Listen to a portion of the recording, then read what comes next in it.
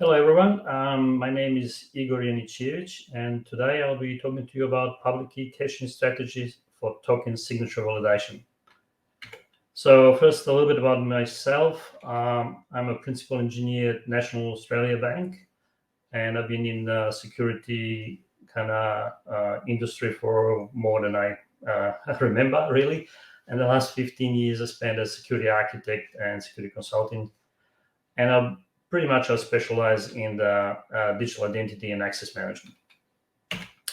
So today we're going to cover obviously the caching strategies for public keys, but also I'm going to touch in terms of a brief introduction to some other areas like what it really is the public key cryptography or asymmetric cryptography. We're going to look at the JSON Web Tokens, which are the tokens that we want to actually validate signature for.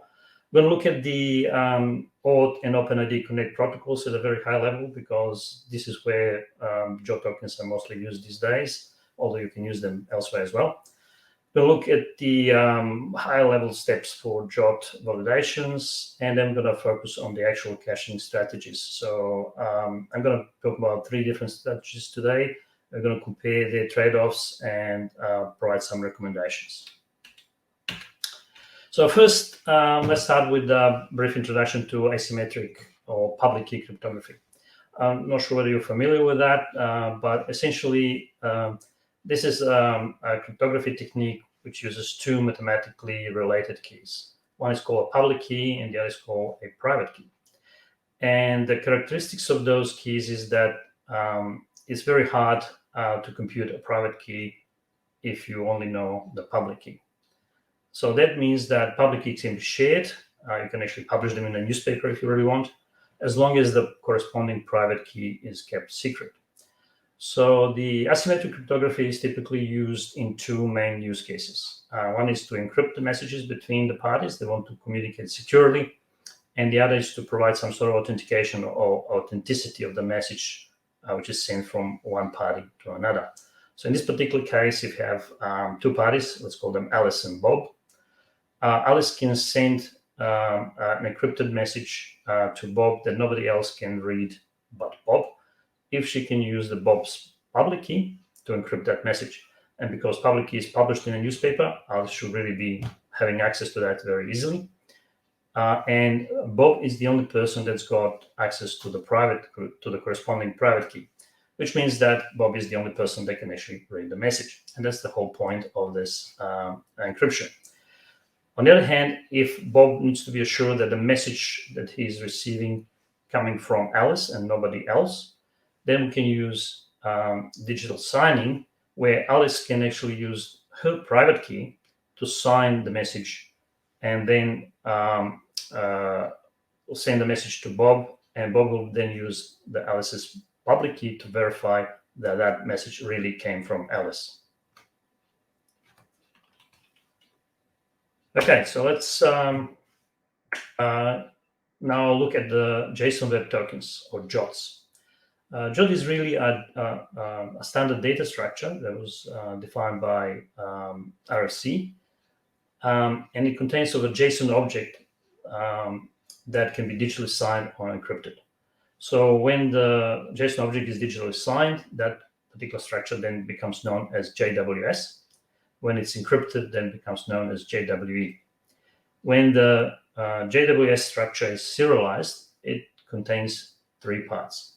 It's contains a header, a payload, and a signature. Header is a JSON object that contains some metadata about the actual JWT, and it's called header for that reason. And it contains some parameters there that describe, for instance, the algorithm being used, and what is the key identifier that's being used for signing. Payload is where the most of the information is being transferred. So payload contains attributes which are called JWT claims. They're just JSON object members. And eventually there is a signature, which is essentially securing both header and payload. Everything is base64 encoded, all 3 parts, and they're separated by a dot. So the important JWT parameters and claims, I already touched upon that. So in the JWT header, we have the algorithm parameter, which identifies which cryptographic algorithm is being used to secure the JWT. There is another one which is very important, and that's the key ID. And that parameter actually identifies the key, the actual signing key that was used to secure the JWT. In terms of the algorithms, you can use both symmetric and asymmetric cryptography to sign or secure JWT. In this particular case, we're focusing only on asymmetric or public key cryptography. So in the JWT payload, there's some other important payloads. One of them is called issuer, which actually identifies the principal that issued and signed the JWT. Typically, that's a URL that identifies the party that is that has issued that particular JWT. There's also a subject, which identifies the principal that this JWT is all about. We have the expiry date, the date that the JWT is being issued, and the audience, which is basically intended recipient for that JWT. There's some obviously other parameters in the payload, which will contain some additional information, but these are the ones that are important from the security point of view when we're actually validating the JWT. So I'd like to introduce briefly the OAuth2 and OpenID Connect protocols, because these are the protocols that have that make extensive use of JWT tokens. And OAuth2 is an open standard delegated authorization protocol, which was defined by a number of RFCs. OpenID Connect is an open standard identity layer on top of that protocol. And OAuth2 actually allows a resource owner to grant access to their resources, which are hosted on a resource server, to some application, which is called OAuth client, without sharing the credential, so that OAuth client can then access those resources on behalf of the resource owner. So if you use the social media like Facebook, you're actually using OAuth.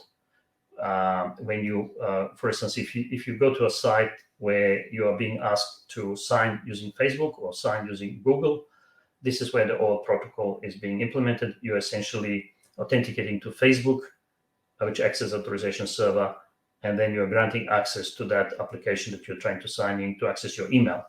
And by doing so, you're essentially providing that application with your identity, and you're being authenticated to that application, that third-party application. So in terms of the protocol participants, we have a resource owner, which is typically a user, a resource server, which is a web server that serves some pages, some information, some resources. There's an OAuth client, which is typically a third-party application that want to get access to those resources on behalf of the resource owner, on behalf of the user. And we have the authorization server that manages the whole protocol, authenticates the resource owner, authenticates the client, and issues some tokens, which is why we're talking about this protocol, that will then give the OAuth client access to the resource server. So JWTs, as I said, extensively used in the OAuth protocol and OpenID Connect protocol. The most important one is the ID token and access token. They can be defined as a JWT and implemented as a JWT, and then we need to validate them. Also, some client authentication techniques require use of the JWT, and there's some other extensions to those two protocols which will basically make use of JWTs. So essentially, whenever JWT is used or presented to a relying party, it needs to be validated. And if asymmetric cryptography is used to digitally sign that JWT, which we can tell by the algorithm in the header, then the relying party really need to obtain the public key from the authorization server in order to validate that signature. So in order to validate signature, we need to manage those public keys. And there are essentially two options there. We could use static keys. Essentially, the relying party can just store a copy of the key and don't worry about managing it further. The problem with that approach is that if the authorization server who's signing the JWTs and sending them to the relying party needs to change the key, to roll the key, then the process of updating the copy on the relying party is very tedious, and it's typically manual. And it can actually lead to outages if it's not done properly or in time. This is why the static keys are not really frequently used, at least not in the internet connected system when you have multiple parties that need to synchronize those keys. This is where typically the dynamic key management is used, where relying party can actually use a particular protocol, called OpenID Connect Discovery, to obtain the copy of the public key from the authorization server when it's needed. And in that case, the key rollover is automatic. So each time the key is changed, the authorization server will use the new key to sign the job. And when the relying party obtains that job, the relying party will then look at the key identifier in the header. And if that's something that I haven't seen before, then they will obtain the key from authorization server, the public key from authorization server, and validate the signature. However, getting the keys from the authorization server each time you need to validate the job are very expensive, because you need to make 2 network calls to authorization server. One to get the authorization server metadata, and then the other to actually get the set of public keys. So that's why that is why we need to actually consider public key caching. So the actual step for validating the job using the OpenID Connect Discovery protocol is when the relying party receives the job, needs to deserialize it, then get the values of the algorithm and the key ID parameters. They construct the URL based on that issuer in the job token by adding the well-known OpenID configuration extension. Then we will need to do a GET request on that URL to obtain the metadata about the authorization server. And one particular metadata will be the JWTs URI parameter. And then that JWTs URI parameter will actually hold the list of public keys for that authorization server. So then the relying party will obtain that list, and it will look into that list and find the key which is identified with the same key ID, and it's used for signing. That's what the use attribute must be signature, and has the same algorithm as the job that we're trying to validate. And finally, we will use the identified public key to validate the job signature. So this is all very expensive, as I said. So it's for performance reasons, most relying parties decide to actually cache those keys. So that's possible because typically those keys do not change very often. And as we said, getting the public key from authorization server is expensive operation and introduce the latency in the whole job validation. There's also a risk of denial of service attack. For instance, if we go to authorization server each time to obtain the key, then the potential attacker can just bombard the relying party with a large number of tokens. And each time the authorization server sees the new token, they will try to hit the authorization server to get the public key to validate the signature. That is why the most relying parties will actually cache the key, so they don't have to do that. Obviously, with every cache, when we cache things locally, then there's a problem of currency of that cache. So we need to have some strategies for refreshing that cache from time to time to make sure that we have a fresh copy of the key when needed.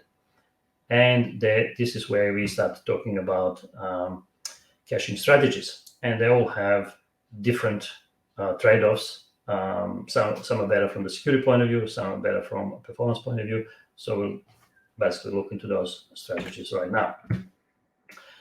So let's start with the do nothing strategy. So basically just not do the caching. So if we don't do the caching and we obtain the key each time from authorization server, then obviously we have some benefits. That caching strategy is very easy to implement because there's nothing to implement. There is no cache. There's no also issues with cache currency because there is no cache. However, it is vulnerable to denial of service attacks because each time the token is presented for validation, we will need to go and hit the authorization server to obtain a new set of keys. Also, it will have a negative impact in terms of performance and the latency because we need to make those 2 network calls to authorization server in order to process every single transaction that's presented to us that's secured by the job token. Next strategy that we're going to look at is called on-demand refresh caching strategy. So the idea here is that we don't hit the authorization server asking for a new key each time we have the token that we need to validate. So we look at the key identifier parameter, and if we identify that that key identifier does not exist in our cache, that means that the new key has been presented or used, sorry, for JWT signing. So we will only go to authorization server to refresh our cache and to obtain a new fresh set of keys if we encounter that there is a new key being used that we haven't seen before. So this is relatively easy to implement. We still need to implement the cache, but the mechanics of it is pretty simple. There are no cache currency issues because each time we see a new key, we in a JWT that we don't have a copy of, we hit the authorization server and we obtain the fresh copy of the key so we can continue validation. However, there's some liabilities with this strategy as well. It's still vulnerable to denial of service attacks because attackers can essentially just compute or generate a large number of fake tokens with random values of the key ID parameters in the header.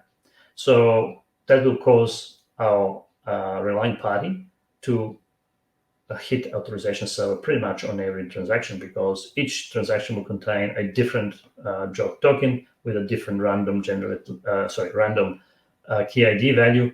So therefore, if this service is exposed to the internet, it could be vulnerable to a denial of service attack. Another problem with on-demand reverse caching strategy is that it could potentially be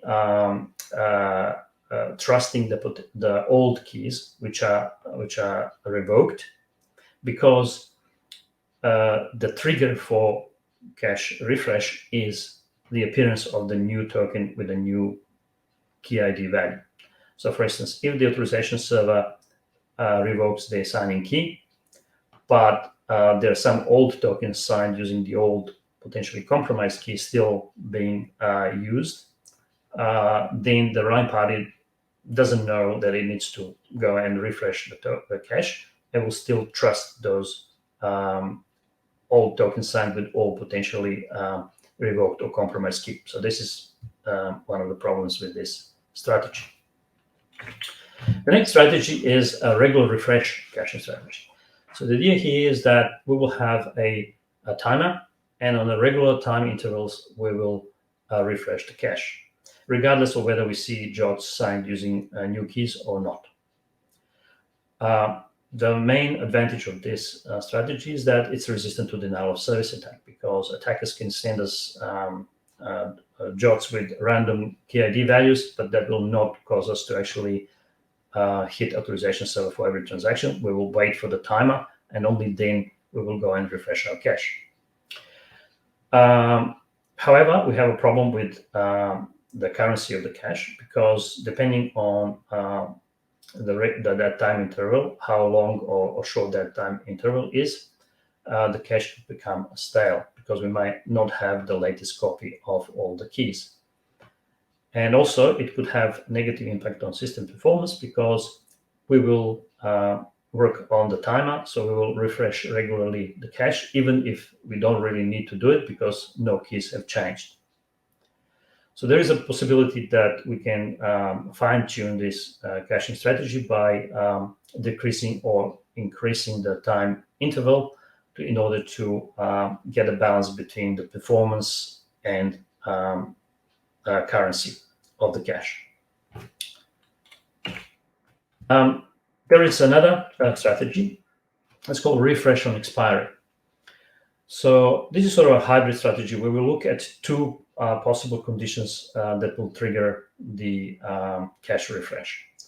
So we will set a timer or expiry on the actual cache, but we will also look for new keys being presented or new key ID values that will come with the JWT. And only if the cache has expired and the new JWT, the new key has been used to sign the JWT and that JWT has been presented to us, we will trigger the cache refresh. This will allow us to be resistant to denial of service attack because cache refresh will not be triggered for each new key ID value. And the system performance is actually not too bad, because the cache is only refreshed when needed. We don't do it on every, let's say, expiry. We only do it when it expires and there is a new key being used. These are the good things. The bad things is that the cache can also become stale, because if we don't see the new key ID value, then we won't refresh the cache.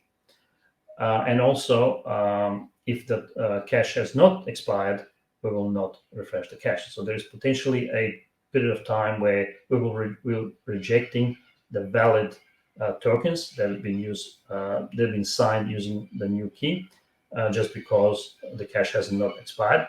And also there will be cases where we could actually trust the potentially revoked keys, because we haven't seen the JWT with the new key ID value that will trigger the refresh even after the cache expiry.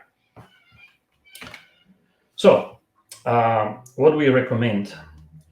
Obviously, no cache strategy is generally not recommended, and it must never be used for internet-facing services, because it's got security vulnerabilities.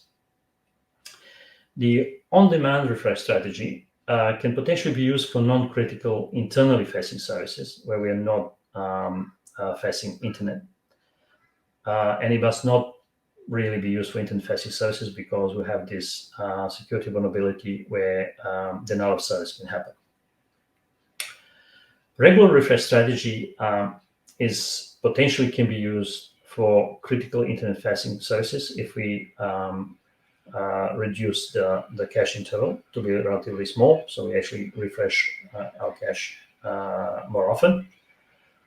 And that will obviously address the cache currency issue. However, obviously it will have impact on performance, so we need to get that trade-off right. It is suitable for internally facing services on the proviso that the load or performance is not an issue. Now, refresh on expiry is probably providing the best trade-offs for both internal and non-critical internet-facing services. For internal services, we can actually further manage the risk of stale cache by, if we control the authorization server internally, we could roll the key first and then wait for a cache expiry timeout to pass before we start using it. So that way we will not have the risk of the stale cache. So we can actually delay the use of the new signing key until the cache expiry interval has passed, and therefore when we present the JWT with a new key ID value, that will trigger the cache refresh and will be all good. So that was pretty much all. Do we have any questions?